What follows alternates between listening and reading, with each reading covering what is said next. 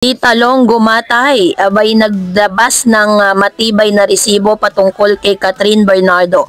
Ang lahat ng yan, but before that, if you haven't subscribed yet to my YouTube channel, please don't forget to like, share, and subscribe at i-hit mo na rin ang notification bell for more showbiz updates.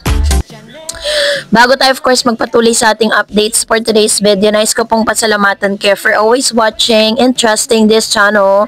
Thank you so much sa inyong laging panonood at palagi ang pagsubaybay sa mga updates po natin. Maraming salamat po.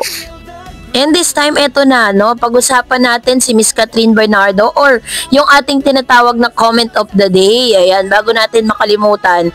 Meron po kasi mga nag-comment at may mga tanong po dito po sa ating pong comment section. Sabi ni Miss Raquel Bersot sa Miss Dar, co-produce ba dyan si Mama Min? Saan po ba ipapalabas yung Mary?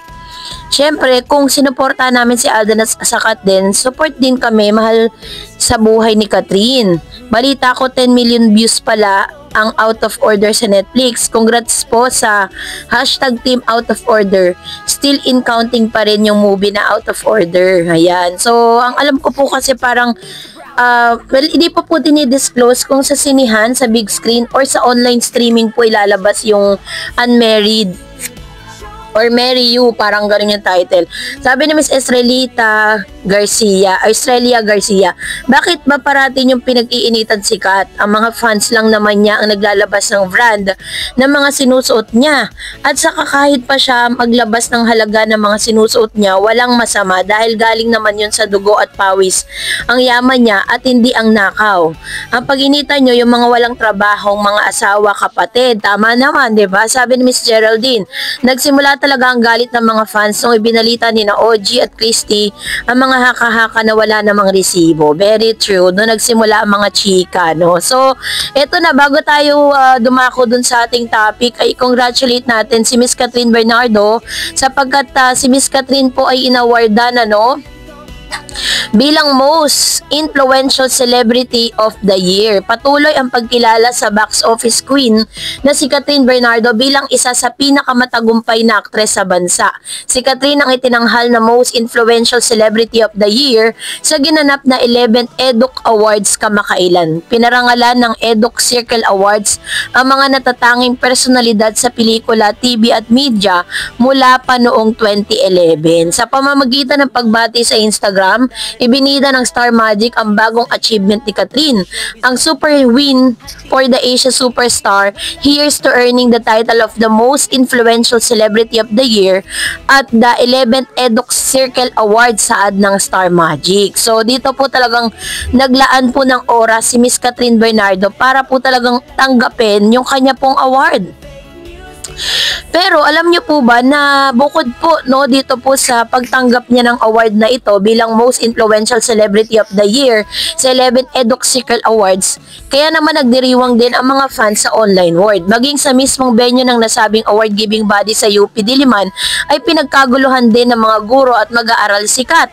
Super happy nga ang mga fan sa Asia Superstar dahil finally natanggap na ni noong personal ang trophy ng EDUC Circle. Pero hindi po lahat natutuwa dito sa achievement na ito dahil meron pong mga netizen, may mga bashers na hindi raw di umano bet na parangalan si Miss Catherine bilang most influential.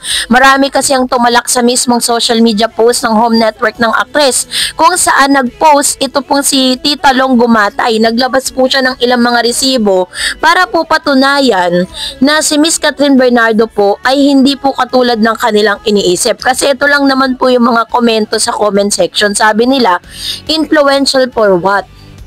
Influential but stay silent during the most critical times. Ano yun? Most influential na di ginagamit yung influence where it matters, sayang. Congrats, sana magamit mo ang pagiging most influential celebrity of the year sa mga social issues sa bansa. May mga kumuda pa na sana raw tumulong din si Kat sa mga kababayan nating biktima ng lindol. Hindi yata aware ang mga talakerang cyber citizen na ito ay nagpadala ng mga ayuda ang aktres sa mga biktima ng kalamidad. So sa isang And whether they like it or not, talaga namang malaki ang impact at influensya ni Catherine sa madlang people. So kasabay nito ang pag-post ni Miss Tita Long Gumatay, no, para po talagang ipakita sa lahat ng mga bashers si Catherine na hindi niya gusto sana na i-expose or parang ipagdiinan sa publiko na nagpaabot siya ng tulong sa Cebu.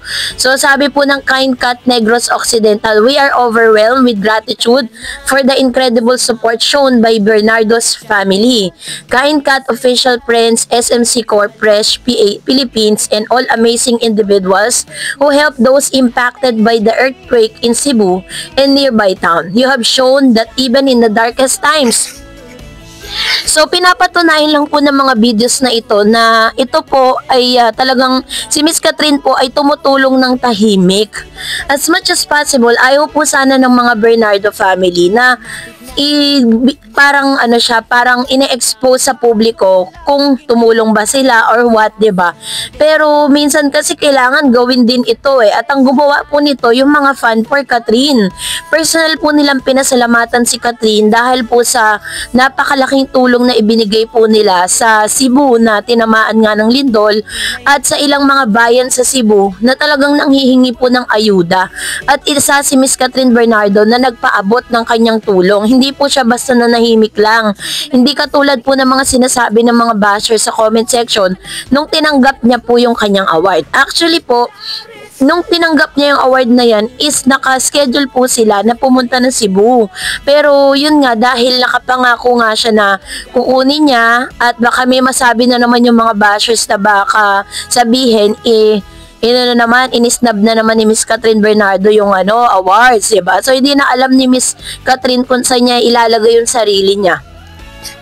At dito pinapatunayan lang din ni Catherine na talagang hindi lang basta siya nananahimik dahil may ginagawa po siya ng palihim, no, na hindi na dapat pa binobroadcast, hindi katulad ng ibang artista na talagang fino-flaunt po nila yung kanilang ginagawa. Pero ito po, never po yan ninyong makikita sa post ni Mama Min or ni Miss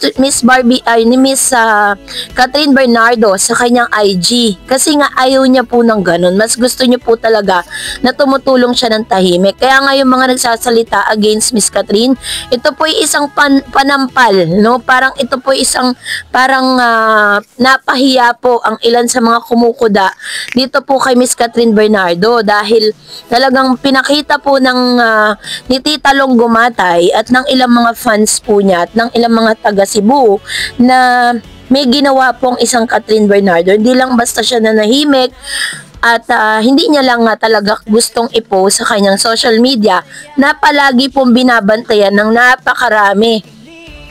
Kasi the more na marami kang mga followers, mas marami kang bashers Ganun po yun kasi bashers or po yan, mga secret supporters, no? Yung sila yung mga secret supporters na kunyari nang babash pero sinusuportahan ka rin naman. So anyways, so congratulations Miss Catherine, and yun po yung ilan sa mga resibong inilabas ni Tita Long.